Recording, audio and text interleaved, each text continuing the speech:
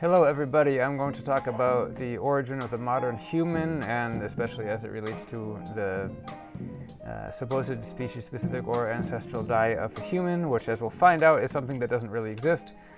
So as you know, in recent videos and recent years, one of my goals has been to bring together the fruitarians and the carnivores, people who are supposedly on either extreme but can be brought together by the horseshoe theory and realizing they have more in common than they realize. Fruitarians, including like raw vegans and various people like that, and then of course carnivores like primal and paleo diet enjoyers. They all want to find and follow mankind's species-specific diet, right? And they all arrogantly claim to have found it, even though fossil evidence shows it doesn't really exist. There is no such thing as the species-specific or ancestral diet of humans, in that there is no one diet the humans ate. They changed their diet many, many times. Both modern humans, the Homo sapiens, and all ancient hominid species. And some people would say you simply look at our anatomy to find the species-specific diet. So then the problem is both the fruitarians and the carnivores cherry-pick things about our anatomy, and they both erroneously claim that solely with the anatomy you can claim what the species ancestral or correct diet is.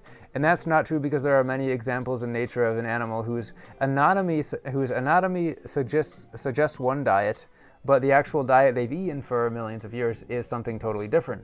The panda bear is one example, right? So we'll talk a little bit about how we determine ancient diets, then I'm going to go through a timeline of the history of ancient hominids and humans, which many people are not really aware of, or they accept certain theories as true, which may not be true.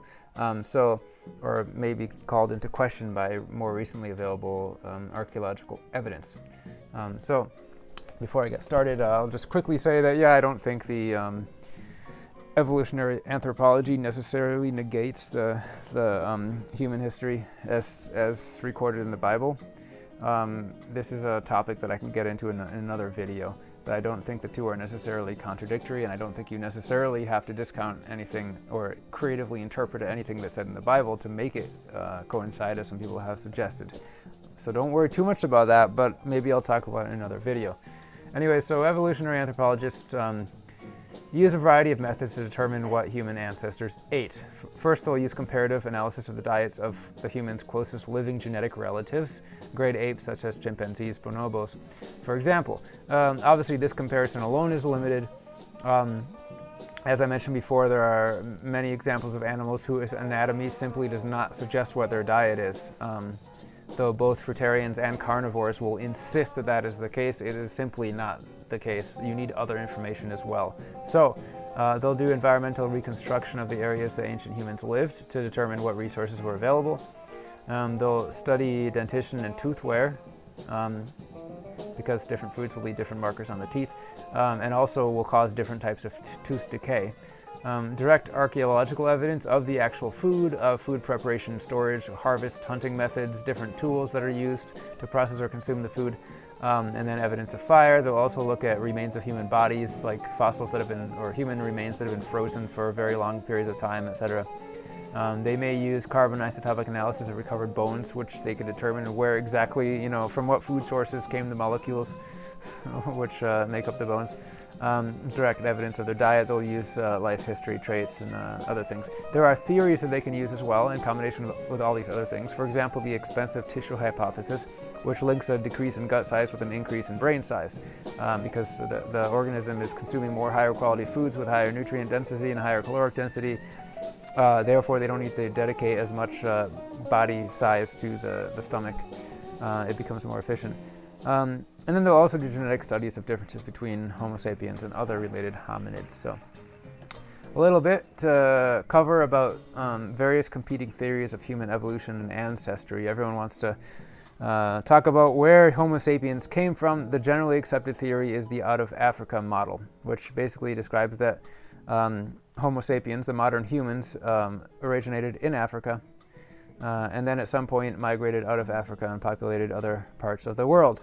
Now that theory was the dominant theory for many years, for decades, but in recent, I would say in the last 10 years, a lot of archaeological evidence has come out that directly calls question to that theory. So a lot of people are still operating under the assumption that that quite simply is the correct theory, that there's so much evidence behind it, you can't say that that's wrong, especially with, fruitarians who will want to claim that Homo sapiens evolved in the Great Rift Valley of East Africa, Ethiopia, and Kenya, and there was like the perfect smorgasbord of tropical fruit, and they were fruitarians year-round, and then they left that area, migrated elsewhere, began eating meat, living in cold climates, their genetics declined, the corpus callosum began to degenerate, the brain size decreased, etc., leading to the modern human, which is paradoxically more advanced than humans were back then. I don't even know how you explain that, but anyways, and there's... and then there's other theories like out of Eurasia, out of Israel, out of Europe. We'll mention some of those things later on. You also have to think about what species you're actually claiming came from where, because, for example, the out of Asia theory more covers monkeys, apes, and humans all together, and says they originally evolved in Asia. Specifically, they found 38 to 39 million year old anthropoid fossils in Libya, a variety of them indicating there were numerous species living there. So that suggests, if the dating is correct, and again, you have to do more research on this to find out whether it's true. I think in coming years, if they do more research in this topic that confirms those results, they are going to begin to change, and they're going to have to say, no, anthropoids did not evolve in Africa, they evolved in Asia.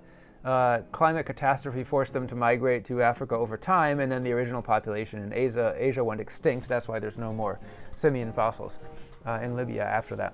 All right, so much remains to be discovered about human evolution during the past 500,000 years. Homo sapiens, modern man, is a hybrid species of several hominids. That's if you don't believe that we were created by aliens. Modern human origins cannot be accurately traced back to a single point in time.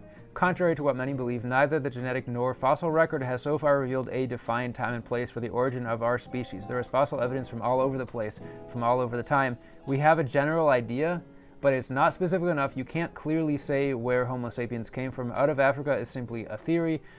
Great Rift Valley is simply a theory. And as the years go on, more and more fossil evidence comes out debunking or calling into question the Great Rift Valley theory of human origin. Sorry to say this because I know a lot of you sort of religiously believe it, and I did at one point. But now I'm not saying I don't believe it. I'm saying simply there is a lot of archaeological evidence calling it into question, so I'm not very certain anymore. The basics of the out of Africa model theorizes that humans migrated out of Africa, Homo sapiens, in one big push around 60,000 years ago. Before that, there may have been other pushes which resulted in failure or the populations dying out. That's the part that's questionable. The fossils of all early humans, hominids, not Homo sapiens, who lived between 6 and 2 million years ago, do come entirely from Africa, so that part is true. Although whether the anthropoids that they originally came from Asia, that's another question, right? There are around 15 to 20 species of hominids, early humans, all of which are extinct except for us, which is kind of cool.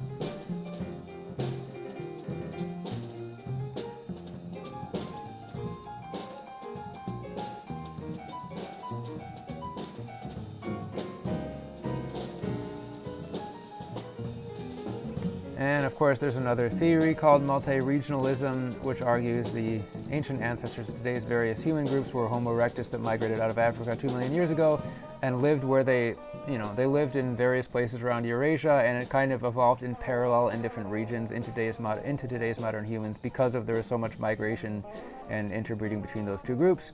That's yet another theory. There are many theories out there, all right? So don't be so religiously stuck to the out of Africa theory. It might be wrong, probably is wrong. And then there's a chart as an example of, because like I said, as the years go on, more fossil evidence comes out, putting the out of Africa model into serious jeopardy. So here's a chart showing dates of various Homo sapiens fossils just in China, right? Just in China. And it's showing you Homo erectus in China, which is pre-Homo sapiens, from around 2.1 to 1.3 million years ago. And then it shows you archaic Homo sapiens and modern Homo sapiens. Now, modern Homo sapiens, it's showing you 200 to 400,000 years ago in China, right?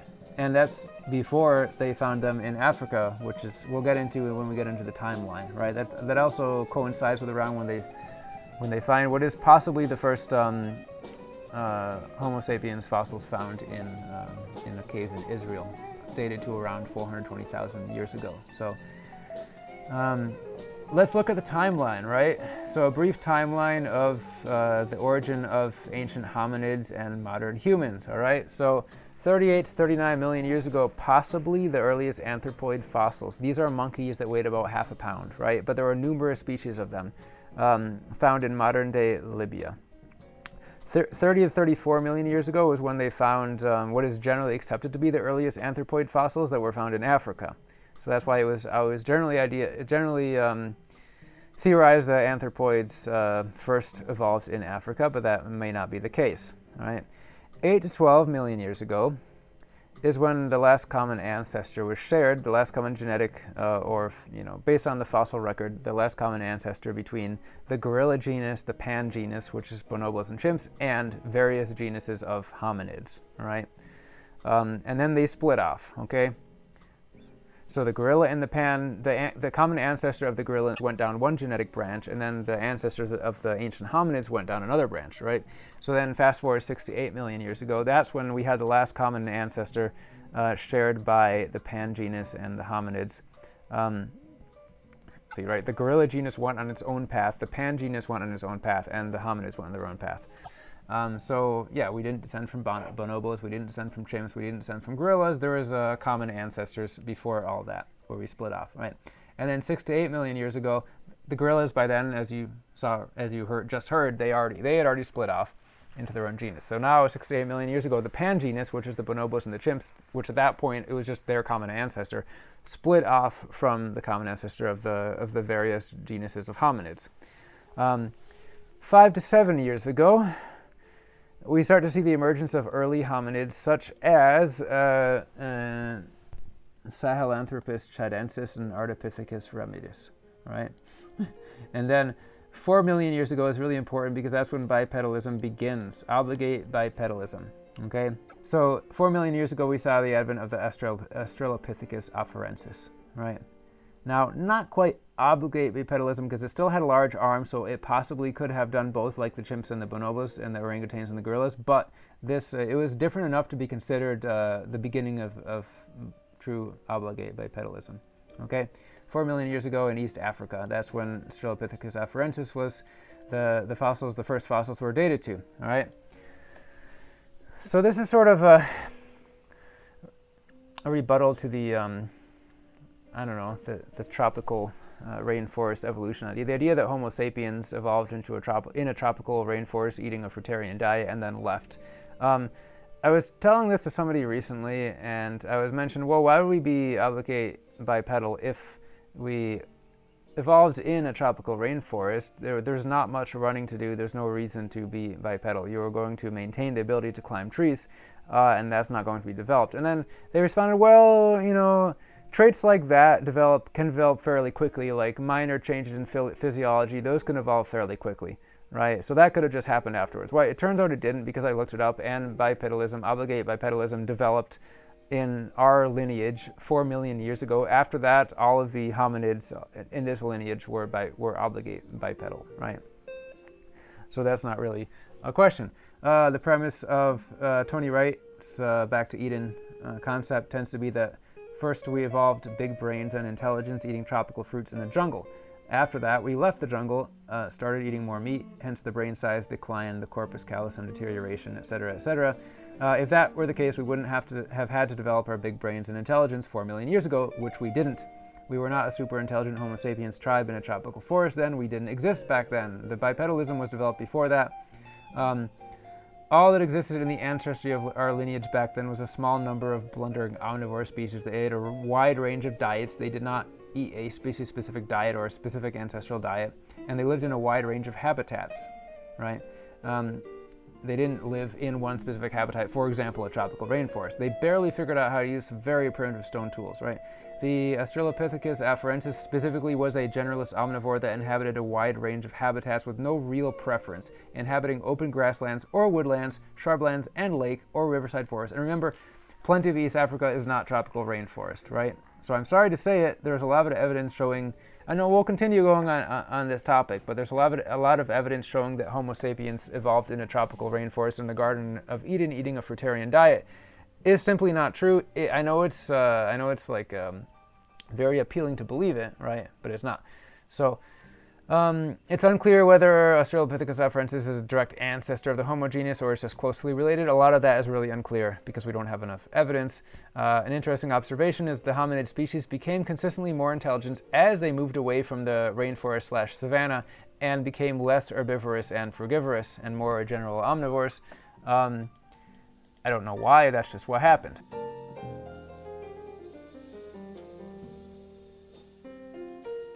3.5 million years ago, this is another important point, the human diet, when I say human, I mean the ancient hominid. The ancient hominid diet shifted from primarily herbivorous, similar to modern-day gorillas and chimpanzees, to markedly omnivorous, right? So let's read some information that I found on various websites. The diet of known human ancestors varies dramatically over time, right? So sorry paleo diet people, sorry carnivore diet people, sorry fruitarian diet people, right? Strictly speaking, according to evolutionary anthropologists and archaeologists, there is not a single hominin Paleolithic diet. Paleolithic period covers 2.8 million years, concurrent with the Pleistocene, includes multiple human ancestors with their own evolutionary and technological adaptations, living in a wide variety of environments, right? And it's very difficult to find conclusive evidence, so making broad generalizations of the earlier human diets is very difficult. Our pre-hominin primate ancestors were broadly herbivorous, relying on either foliage or fruits and nuts, and the shift in dietary breadth during the Paleolithic is often considered a critical point in hominid evolution. Okay? So before 3.5 million years ago, and even before that, because, yeah, we're talking pre-hominin, so that's even when I'm talking like 5 to 7 million years ago. That's when humans were not necessarily frugivorous, but herbivorous and eating lots of foliage, fruits, and possibly nuts, right? Anthropologists do make a generalization between pretty much all Paleolithic diets of various human ancestors. They are all to one degree or another omnivorous and are inextricably linked with tool use and new technologies. I remember I had a friend who was pure fruitarian a long time ago, many years ago. He insisted that we should not use any tools, no machetes, not even a stick to pick fruit from the trees, because he's saying we went wrong evolution-wise by starting to use tools to harvest the fruit. We should just freely harvest from the trees and da-da-da-da-da. At some point we started doing that, and that led to our downfall, right? Now, that's categorically wrong because Homo sapiens never didn't use tools. Homo sapiens always used tools. How do we know that? Because even 3.5 plus million years ago, our ancient ancestors were using tools. It says, inextricably linked with tool use and new technologies, right? So not only were we using sticks to pick fruit from trees back then, we were using stone axes and various other things, right? According to the California Academy of Sciences, prior to about 3.5 million years ago, early humans dined almost exclusively on leaves and fruits from trees, shrubs, and herbs, similar to modern-day gorillas and chimpanzees. Note how it says similar to modern-day gorillas and chimpanzees. So it's unlikely that early humans were vegan, right? Obviously, that concept didn't even exist by then. It says similar to modern-day gorillas and chimpanzees. Chimpanzees do eat animal products, maybe 5% of their diet. Some gorillas are pretty much 100% herbivorous, and some gorillas eat a small amount of meat, right? And that sort of depends on where they are, right? Wide variety of habitat, wide variety of diet. If they're in a more highland area, they're going to eat more animals. If they're in a lowland area, they'll eat less. Maybe it's vice versa, I don't remember. Anyways, so it's saying that prior to 3.5 million years ago, early humans were pretty much frugivorous, ate the chimpanzee and bonobo diet. After that, they did not eat the frugivorous diet anymore like the bonobos and the chimpanzees. They began to eat a more generalized omnivore diet, and that goes for all early hominid species leading up to Homo sapiens. That's very interesting, right? It debunks both the fruitarians and the carnivores. All right. Well, we're also going to note here that gorillas and chimps could never exist in a cold climate. Migration of various early hominid species was likely done out of climatic necessity, like there were environmental catastrophes because of, cyclical geomagnetic events and pole flips and things like that. So gorillas and chimps survived out of luck. For whatever reason, they didn't migrate, and they survived, and early hominids ended up migrating all over the place. And the ability to consume a wide variety of diets helped ensure their survival, right? Because there are a lot of species that went extinct during those mass extinction events, those pole flips, what we call geomagnetic excursions. We'll give some examples of those later on, and species that became extinct by them. So again, hominid species became consistently more intelligent and developed more technology as they moved away from the rainforest savanna possible origins and into cold climates and became less herbivorous and frugivorous. Also, we generally observe among animals that the more herbivorous an animal is, the more sedentary it tends to be. The body tends to be less efficient. Again, what do we call these? The expensive tissue theory. An herbivorous animal has to have a larger gut, which works harder to process large amounts of less nutritionally dense plant matter, such as grass and foliage. Right? There is no clear correlation between the intelligence of an animal species and the percentage of its diet consumed from plants. Okay. While it's true that some highly intelligent animals, such as primates, tend to have a predominantly plant-based diet, there are also many highly intelligent carnivorous animals, such as lions, wolves, and dolphins, right? So we can't make any general rules in that area, such as fruit eating automatically causes a species to evolve higher intelligence. That's simply not the case. There are many counterexamples to that. 3 million years ago, we were just at about 3.5 million years ago. Remember, that was the point at which the human diet shifted from what they say primarily herbivorous, but was also, according to the description, somewhat frugivorous. They shifted from that to markedly omnivorous, right? That shift happened 3.5 million years ago with virtually all hominid species. I'm going to say all hominid species. 3 million years ago, we have another species that popped up, the Australopithecus africanus, obviously also in Africa. 2.8 million years ago, the first appearance of the genus Homo, because before this we were in the genus Australopithecus and other genuses that were before that, right?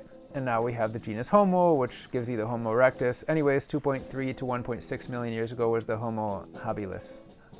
I don't know how to pronounce these Latin words, sorry.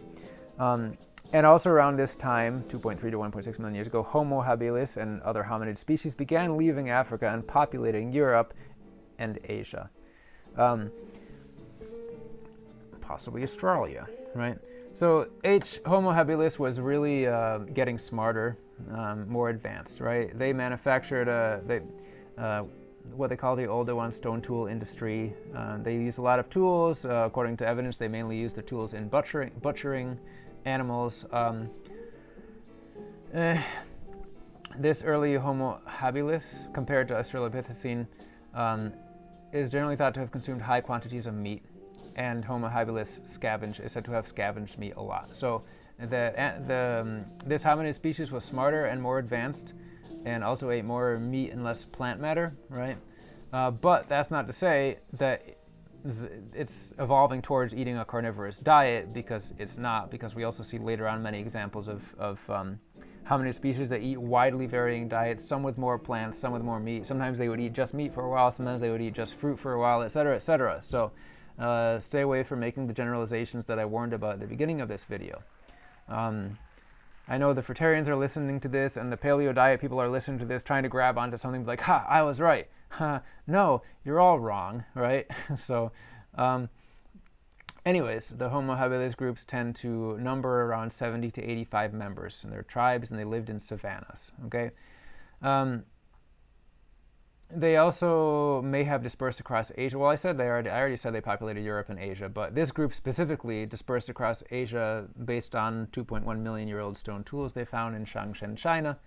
H. habilis coexisted with several other Homo species, such as Homo erectus. It's unclear how they all interacted. It is thought that this particular species derived meat from scavenging rather than hunting, to some extent at least.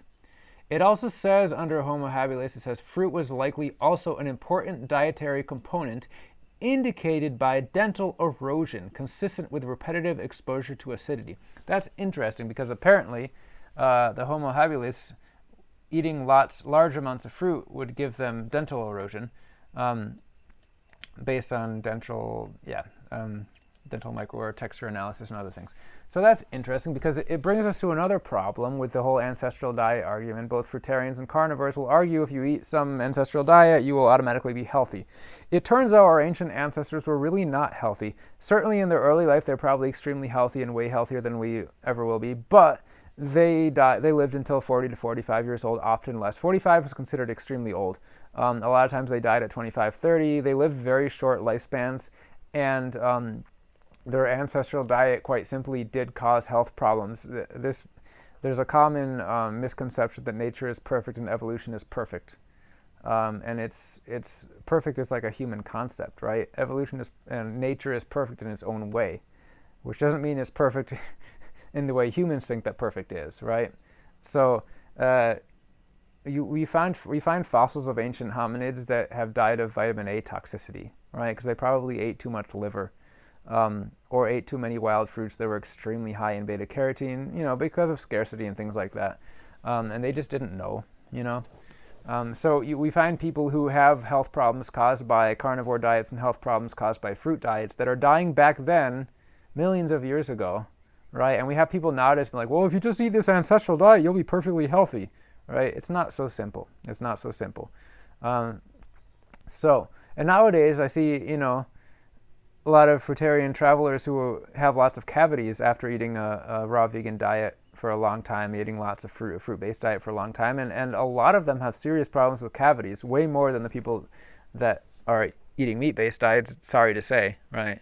And there's a lot of videos on YouTube how to not destroy your teeth as a fruitarian, et cetera, et cetera, et cetera, right? So it was a problem right now. It was a problem with our ancient ancestors 2 million years ago. And if getting holes in your bones from eating too much vitamin A was a problem now, when we're dousing ourselves in fish oil and supplements and crap, eating liver.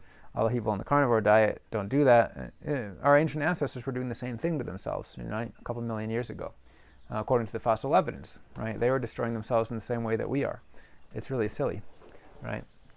So, finally, the notes here say microwear texture complexity of the H. habilis is on average somewhere between that of tough food eaters and leaf eaters, and points to a increasingly generalized and omnivorous diet. Moving on, 2.1 to 1.6 million years ago, we have the earliest evidence of ancient hominids, the Homo erectus in the Eurasian continent in Shenzhen, China. 2 million years ago, this is an interesting side note, the bonobo split from the chimpanzee line. Remember I mentioned like 6 to 8 million years ago is when the pangenus split from the ancient hominids? Well, they kept the same common ancestor until 2 million years ago when the bonobos split off and formed their own species, right? And of course, these aren't things that happen instantly. They happen over grand periods of time, but geomagnetic excursions do tend to speed up these events. They create kind of like a crush in evolution, a lot of evolutionary natural selection pressure in a very short period of time, mass extinctions, and the genetics that survive are the ones that propagate. So that tends to be when lots of species are made extinct and lots of new species are formed. And then between those geomagnetic excursion events, evolution moves at a snail's pace, right? But it's a popular misconception that evolution always moves at a snail's pace. It doesn't. It kind of jumps around, right? 1.6 million years ago, the earliest evidence of fire use in Africa. Now, a long time ago, I read about this, and it was very inconclusive. You couldn't easily determine when people started cooking, et cetera, et cetera. But I read about that 10 years ago. We're always studying more and more. New archaeology studies are coming out. Now, the idea of when people started cooking, it's a bit more comprehensive. So anyways, 1.6 million years ago, the earliest evidence of fire use in Africa, which was probably scavenged from wildfires. So they didn't really figure out how to make fire then, but they were able to get, when there was a wildfire, they were able to get fire off of it and keep it going for a while in their houses or campsites or whatever. So yeah, it resulted in them more or less regularly using fire when they could find it, right? And keep it going for a while. So they would have continuous fire sites. The oldest established continuous fire site beyond Africa is the 780,000-year-old Gesher Beno Yaakov in Israel, right? 1 million years ago, Homo erectus, then Homo heidelbergensis, then Homo neanderthalensis, and then finally 500,000 years later, Homo sapiens. We'll get to that, right? So those are just different Homo species that appeared during that time, right after the mid-Pleistocene transition. Remember I talked about how evolution happens really fast when big changes happen, right? So 1 million years ago, we had the mid-Pleistocene transition. It was a change in glacial cycles. Basically, life got easier, but over a long time, over hundreds of generations. Instead of having a glacial cycle every 41,000 years, you have one every 100,000 years. In the Pleistocene, the communities seem to have eaten big game at a higher frequency than predecessors, possibly due to their technology and organization increasing. Meat became an essential dietary component. Diet was varied. It talks about different animals they hunted: deer, elephants, boar, ibex, rhino, aurochs. And in Africa, they tended to more likely eat bovine and horse bones, etc., etc. They talk about different hunting strategies these populations may have used. For example, running herds of animals into swamplands before being killed, etc. Talks about fishing. They didn't really fish. They say exploitation of aquatic environments is generally lacking, despite some sites being in close proximity to oceans, lakes, and rivers. It may be because simply fishing requires more technology to be successful. You have to be able to make nets and harpoons and boats and things like that, which we didn't figure out until later. Also, this maybe kind of discredits the aquatic ape theory, because if we were already pretty close to where the Homo sapiens was, and they couldn't even figure out how to fish very much back then, the aquatic ape theory of evolution maybe is not correct. That was also one of the theories talked about in Tony Wright's book, and it's possibly stated as a reason for why we have no fur or smooth skin. I think it's more likely just because we started making clothes hundreds of thousands of years ago. Anyways, in this population, these Homo populations 1 million years ago, plants were also frequently consumed, including seasonally available ones. They can't figure exactly how much because plants don't fossilize as well as animal bones. They said they would have had to eat lots of carbohydrates to prevent protein poisoning because their diet would have been heavy in lean meat based on the diets of some of them. But some of the populations ate a diet heavy in lean meat, so they would have had to eat more plants to prevent protein poisoning, which is what happens if you eat nothing but rabbits for a while, right? We're assuming that the populations that ate more large game, red meat large game that probably had more fat, maybe didn't have to eat as much plants to prevent protein poisoning. Something they would have figured out over time. They wouldn't have necessarily known that's what they were doing. One archaeological site from around this time in Germany has over 200 plants in the vicinity which are edible. So 200 varieties, I assume. All right, so next important thing that happened around between 500 and 800,000 years ago. It's kind of unclear because everything happens so slowly a long time ago. The genetic split develops between the Neanderthal Denisovan lineage and the modern Homo sapiens lineage. So we're not saying the Homo sapiens formed at that point, but the split began to develop differences between the lineages, right? So they say that Homo sapiens may have came from either Homo heidelbergensis or Homo rhodesiensis. I can't really pronounce these, or both. It's complicated, but anyways, more like 400 to 500,000 years ago is when you could say Homo sapiens really began to start actually existing as its own species. Anyways, 700,000 years ago is when we started to have more evidence of populations existing above the 45N latitude line. So that's basically above southern Europe and more extreme cold climates. But also that's even like the Midwest of the United States. I know they didn't live there back then, but that's an example of the climate you might get in Central Asia 700,000 years ago above the 45 north line. Anyways, so before that, humans mainly live below the 45 north latitude line, which is a bit warmer, but you still have very cold winters in those climates. So people still were able to survive in winter. But I guess around that point, intelligence got to the point and technology got to the point where people could survive in more extreme cold climates. And I think he says here that it coincided with the spread of hand axe technology across Europe. So before that, they would be more likely to just be using really basic stuff like stones and sharp sticks like spears. And they started actually being able to make more complex tools like hand axes, and around that time they were able to survive in the cold above the 45 north latitude line. Yeah. And then after 500,000 years ago, the occupation becomes much more frequent.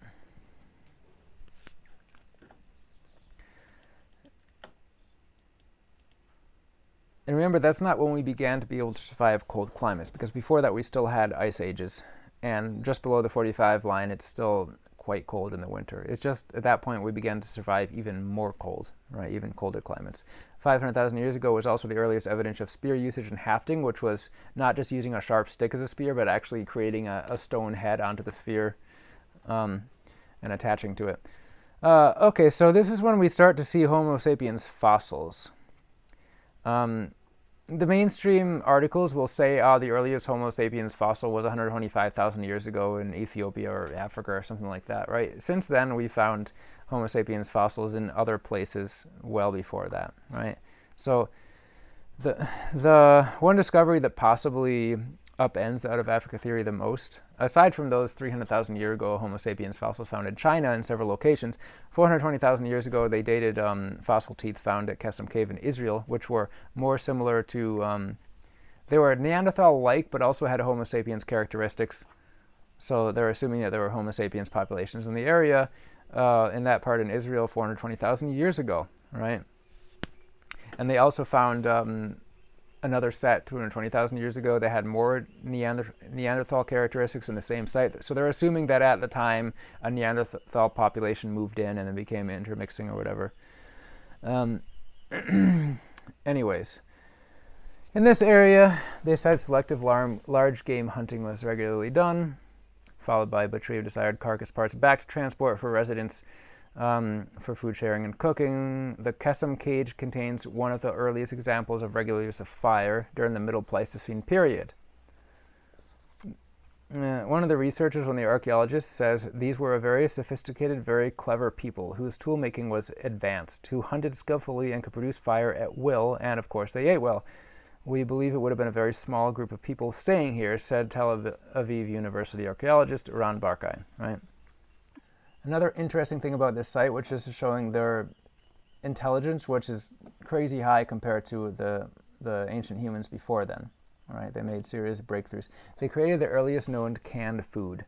So they would purposely sever deer bones that had marrow in them and specially store them and hang them in a certain way to preserve the bone marrow for an extended period of time. They were able to keep it good for, the researchers were able to do it for up to 9 weeks. So afterwards they would break the bone and get the marrow. So it's possible back then they figured, they had thousands of years to figure this out. They may have found out a way to keep it good for even longer.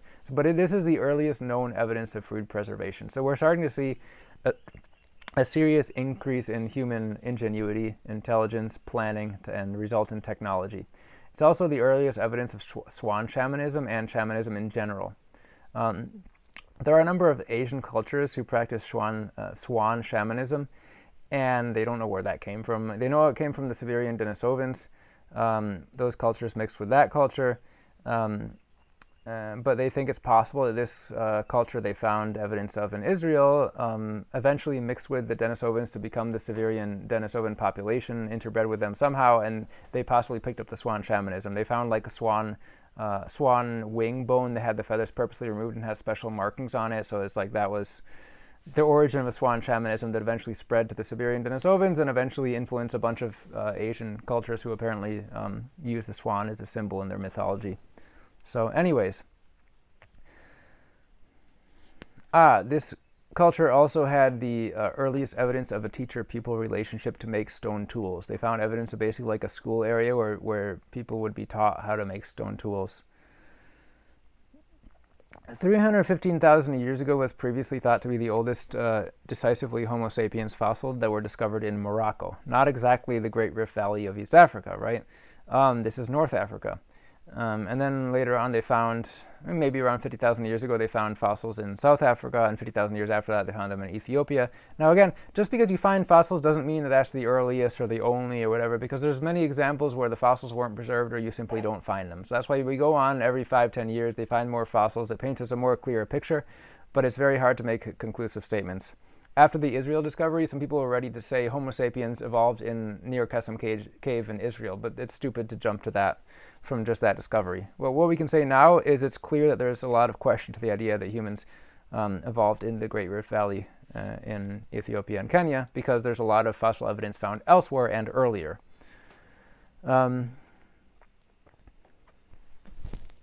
300,000 to 30,000 years ago lived a species called the Homo heidelbergensis. So these lived alongside the Homo sapiens and other hominid species.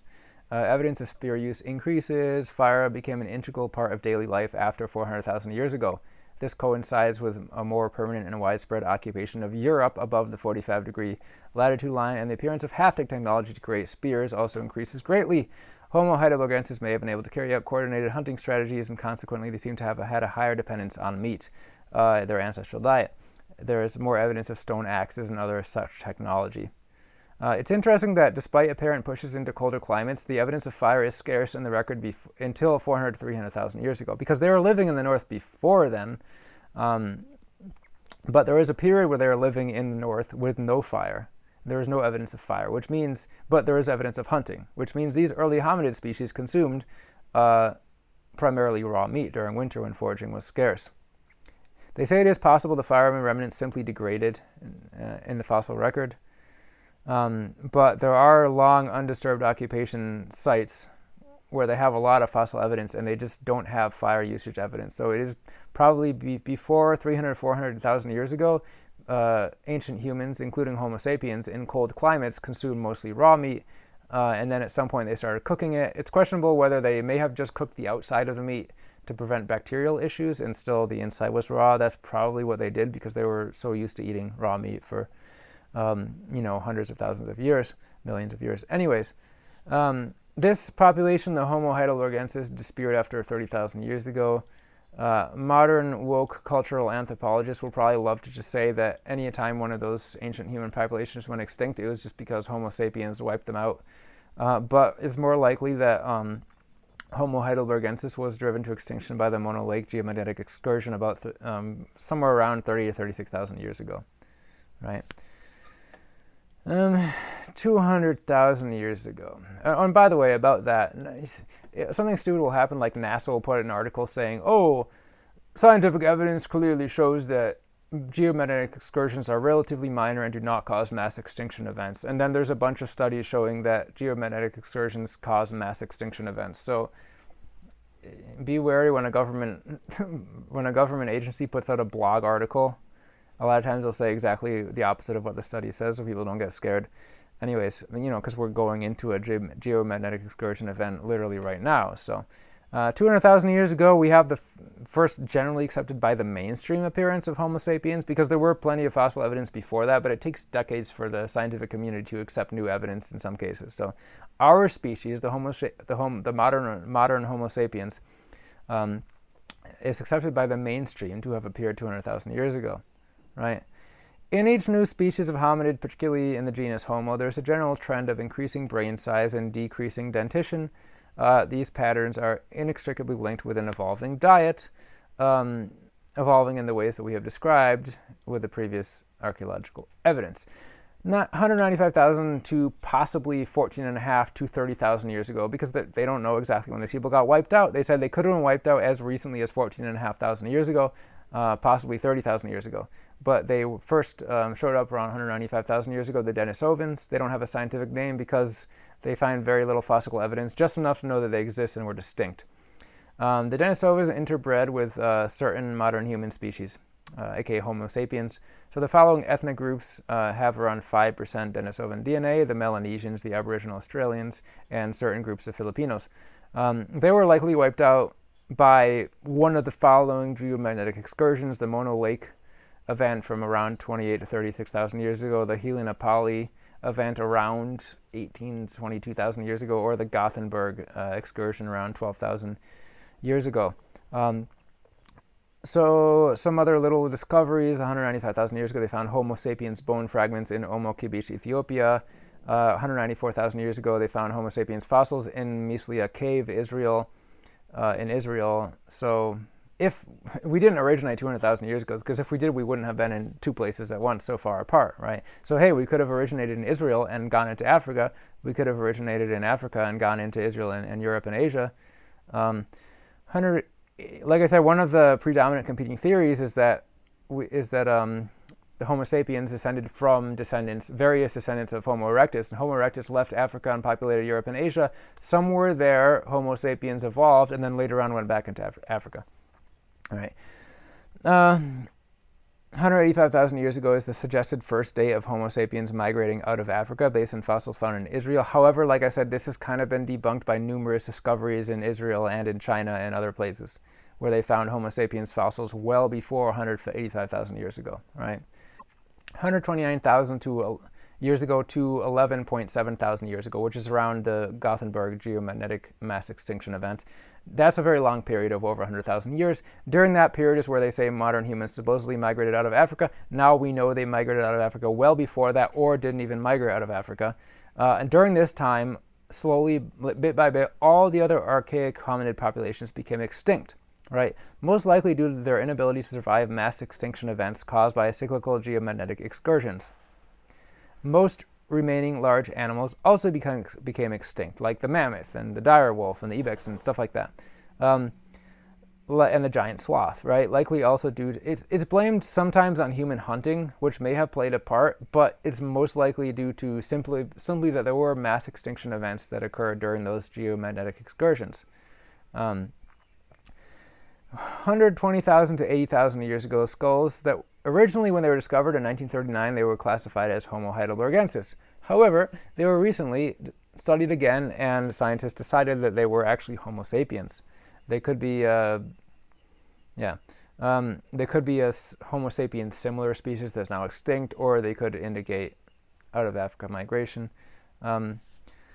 Moving on 100,000 years ago, we have a complex symbolic expression, art, and elaborate cultural diversity mainly emerged within the last 100,000 years, right? 56,800 years ago is supposedly the earliest modern human Homo sapiens population in Europe, right? What they call Cro-Magnons, which were the early European modern humans, which were Homo sapiens. They were the first to settle in Europe, supposedly, migrating from Western Asia, directly from Western Asia over to Europe, continuously occupying the continent, possibly from as early as 56,800 years. They interacted and interbred with the indigenous Neanderthals of Europe and Western Asia, who went extinct in around 40,000 to 35,000 years ago. Supposedly, the first wave of modern humans in Europe, around 45,000 to 40,000 years ago, left no genetic legacy to modern Europeans. In other words, they just kind of died out. But from 37,000 years ago, a second wave succeeded in forming a single founder population from which all early European modern humans descended, and which contributes ancestry directly to present-day Europeans. And it gets more complicated after that, but that's the origin, right? The first early European modern humans would have had darker skin, but then natural selection for lighter skin would begin around 30,000 years ago, right? It says here the scarcity of big game probably caused by geomagnetic excursions over that time. It caused them to rely more heavily on smaller aquatic game and more technology to do game drive systems and things like that. So the early European modern humans had to become more innovative to feed themselves during winters. 40,000 years ago, Neanderthals became extinct, likely from the Lechamp geomagnetic excursion. By the way, I'm tying all these extinctions to geomagnetic excursions just because I know that to be the case based on my research. If you read other accounts, you'll find various other theories as to why they went extinct, but it's most likely from the mass extinctions that were also happening in that time, from the pole flips and other things. So cyclical pole flips. Neanderthals lived all over Europe as well as Western, Central, and Northern Asia for a long time, for a couple 100,000 years, until 40,000 years ago when they were wiped out. Around 1 to 4% of the genomes of Eurasians, which are Europeans and Asians, indigenous Australians, Melanesians, Native Americans, and North Africans, is of Neanderthal ancestry, while the inhabitants of sub-Saharan Africa have only 0.3% of Neanderthal genes. The intermixture happened at several points, 300,000, 200,000, 100,000 years ago, different phases, right? Neanderthals were once thought of as scavengers, but are now considered, based on new evidence, to have been apex predators. They were ambush hunters. They adapted to a wide variety of habitats. They ate their species-specific or ancestral diet was whatever was abundant within their immediate surroundings. So steppe-dwelling communities outside the Mediterranean would subsist almost entirely on large game meat. Forest-dwelling communities would consume a large variety of plants and then smaller animals. And then waterside communities would exploit aquatic resources, which a long time ago ancient human populations couldn't do because they couldn't figure it out, right? Contemporary modern humans seem to have used more complex food extraction strategies to have a more diverse diet regardless of what's in their area. And then it talks more about the animals that Neanderthals primarily ate, which is not really that interesting, but it mentions red deer, reindeer, Pleistocene megafauna like ibex, wild boar, aurochs, mammoth, straight-tusked elephants, in Europe, woolly rhinoceros, right? Bears. Interesting stuff. Talks about the coastal ones diving for shellfish. And it says 143 different bird species were found at certain Neanderthal sites. 9,000 years ago, EEF/early European farmers, which were Neolithic farmers from Anatolia. 9,000 years ago was right after the Gothenburg geomagnetic excursion and the Younger Dryas. They were coming out of an ice age. People had to adapt, so they started to farm, right? Because that gave them a higher chance of success, of survival through these ice age and excursion type events that were really devastating on the climate. And so anyways, 9,000 years ago, these Neolithic farmers, people who had figured out how to farm and lived in the Anatolia region, they moved into southern Europe, right? They picked up a bit of admixture from Western hunter-gatherers who were the descendants of the original early European modern humans, which were called Cro-Magnons, but they're also Homo sapiens. They're just a different population of those. And then 6,000 years ago, Proto-Indo-Europeans, which was another group of farmers, pastoralists, really. They call them Bronze Age pastoralists from the Eastern European steppe of Russia and Ukraine. They moved mostly into Western and Northern Europe, right? So the Anatolian farmers moved mostly into Southern Europe, and the Bronze Age pastoralist from the basically Russia, Ukraine area moved into mostly Western and Northern Europe, right?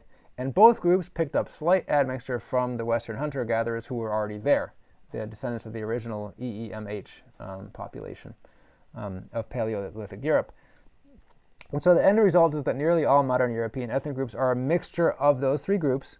Northwestern and Eastern Europeans have more Proto-Indo-European genetics, who are the Bronze Age pastoralists from the Eastern European steppe of Russia and Ukraine. And Southern Europeans have more Anatolian farmer, or Neolithic farmer genetics of that group.